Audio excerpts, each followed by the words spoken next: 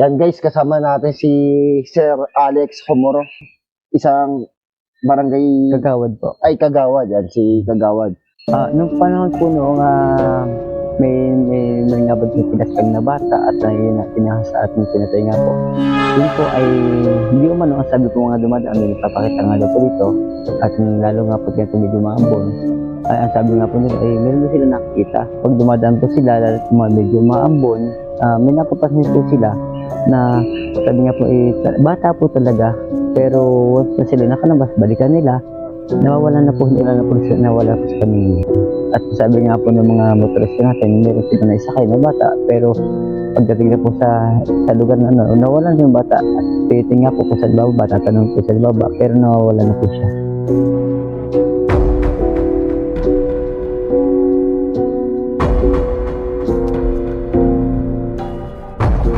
So, kuya, saan banda dito yung nakitang ginahasa? Dito ba sa loob o sa ano?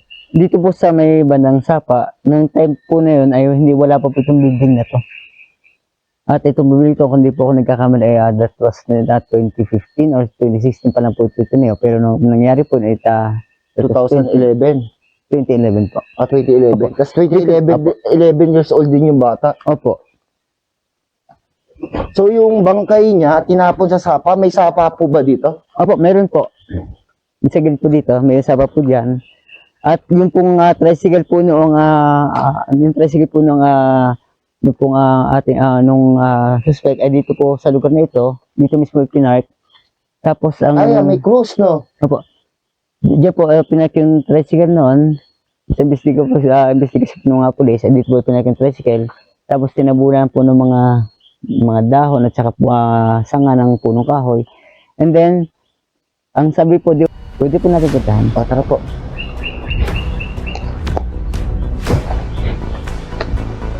Pang sa investigasyon, hindi mo na po ng pulis, dito na rin po nangyari yung pagpatay kasi dito po nakita yung mga dugo.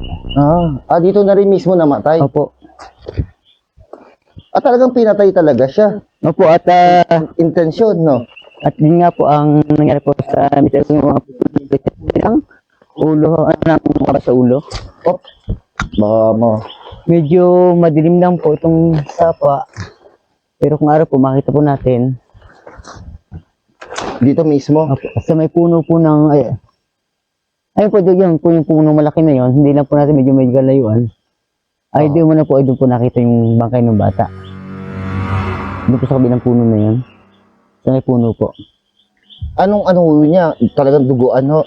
Opo, at basag po yung kanyang ulo. Tapos ay hubad-baro siya, wala sang kasaplot-saplot. At lumas po sa medical legal ay pasilip po na ginahasa muna bago Pinatay. Opo.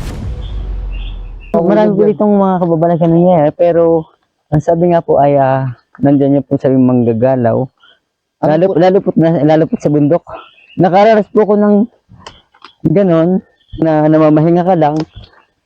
Pagtayo mo, parang may ilo ka na. Tapos parang gusto mo na pag nakakita ng kahoy, parang gusto mo na umakyat. Nga po yun na namamahinga ka lang sa isang lugar, nasa pagitan ng dalawang puno. Oo. Bigla kang mahihilo, and then pagkatapos ng iba na yung pag-iisip mo kasi nga hindi natin alam kung sabi na nagalaw na o parang nabati. nasabi natin, opo, parang gano'n. At naranasan ko, talaga totoo po, sa pangyari po, naranasan po yan. Sa bundok po. Sa bundok ng Banahaw. Opo. May waga talaga dito. Pero ganun po, wala naman po nangyari sa masama. Hindi nga po kailangan paglabanan yung mga nangyayari. Kailangan labanan nyo talaga yan. Oo. Para hindi makontrol ang utak mo. Yung diwa mo, hindi nila makuha, no? Opo, tama po yun. Para ang diwa mo, hindi nila makuha. At para, kailangan paglabanan yun para hindi maagaw talaga. Oo, tama ko kayo. Para maging normal ko ulit sa dati. So, salamat, sir, no? Salamat po, sir. Salamat. So, yun guys, nalaman na natin yung history ng lugar na to. So, mag-go sa ating tayo. So, siguro sila, kuya, dun muna sila banda para may magpakita sa atin kung may espiritu o elemento pa nandito. So, sabi nung nakausap natin, nahuli daw yung nanggahasa dun sa babae. Nahuli daw yung nanggahasa sa babae. Ngayon, pero bago daw nahuli yon, nagpapakita daw yung babae, humingi ng hustisya. At dito daw mismo naganap yung pangyayari. At base sa pulis, ginahasa muna bago pinatay. So tara, mag-ghost hunting tayo dito. Gagamit tayo ng equipment. Try natin gumamit ng EMF.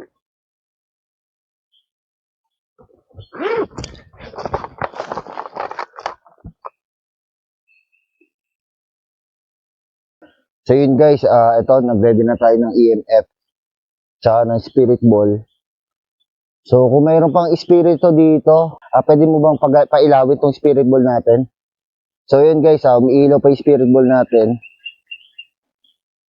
Pero yung EMF natin is hindi pa nakaka-detect ng energy. So possible na dahil sa ulan, kaya umiilaw siya na talsikan. Dahil umaambon ngayon. Pero try natin ulit. Dito lang tayo makiramdam kung mayroon bang espiritu dito, elemento na nakikinig.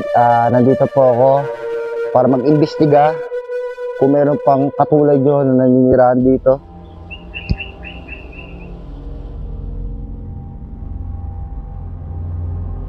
So ilapag lang natin dito, hanap tayo ng iba-ibang magandang signal. Kasi dito daw banda,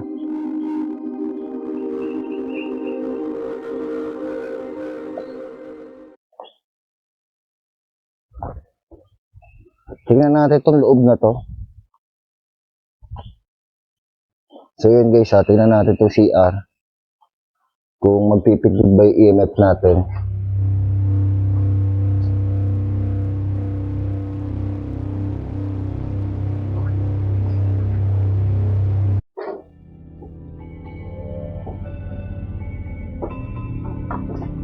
So yun guys. So far, wala pa tayo nararamdaman.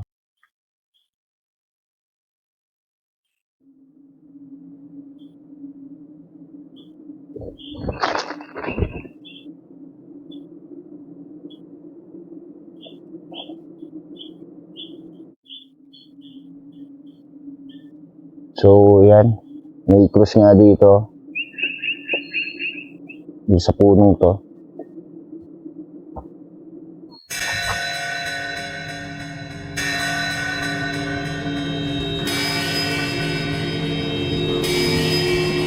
So, may elemento dito, spirito, pwede bang magparamdam ka o magpakita?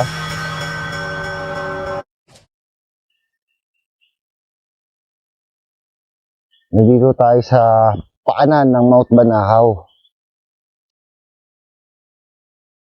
Dito habang iniikot namin to, kinikilabutan ako. Parang may mga matang nakatingin sa amin na mga anino. So dyan banda, sa may punong yan, ay yung tinuro kong yan, dyan ko nakita yung lalaki na anino. Basta grabe yung kilabot ko yan, saka tumatay yung yung balahibo ko sa sa pisngi.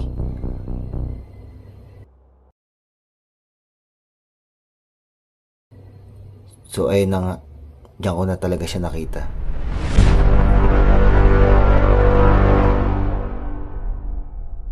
So yung guys, may nakita akong parang nakatayo dito. Siguro napapahiwatig na sila. Kung naistorbo ko man kayo at nanggambala, humingi na ako ng pasensya sa inyo sa mga elemento, saka sa mga laman lupa.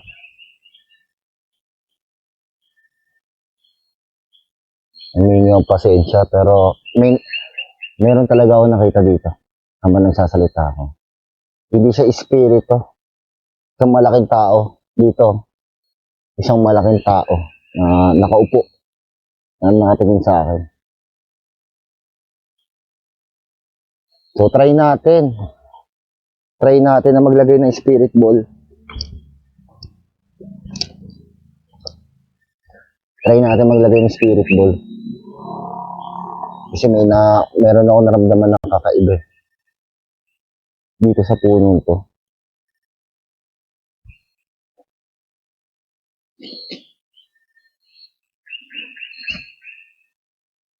So yun guys, dito ko nakita yung malaking mama. Gagamit tayo ng spirit ball. May butas siya. Kung iilaw ba siya.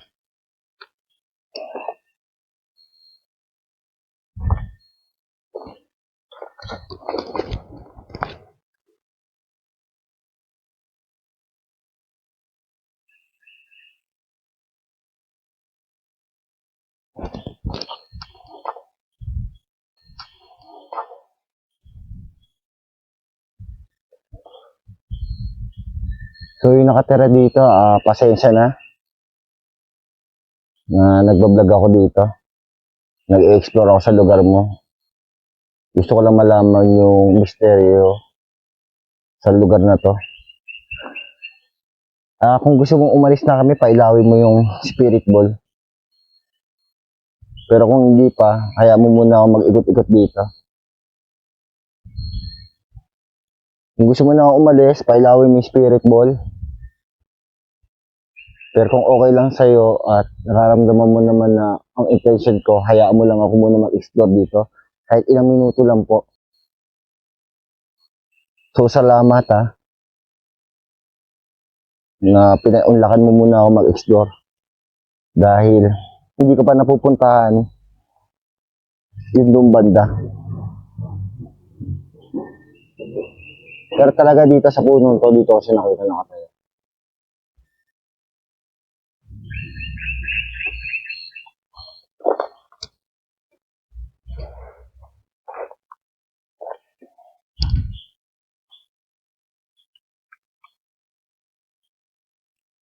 So yun guys, sa paglilibot natin, wala na tayong naramdaman.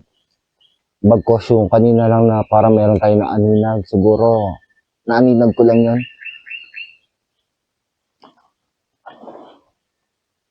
So yun,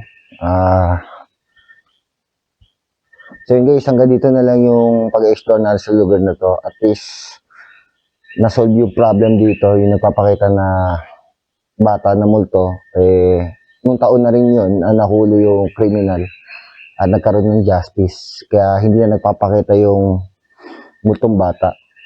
Pero hanggang sa ulit, mag-explore pa tayo dito, magtatagal pa tayo dito sa Quezon Province. Alamin pa natin yung hiwaga at misteryo na babalot dito. So yun lang guys.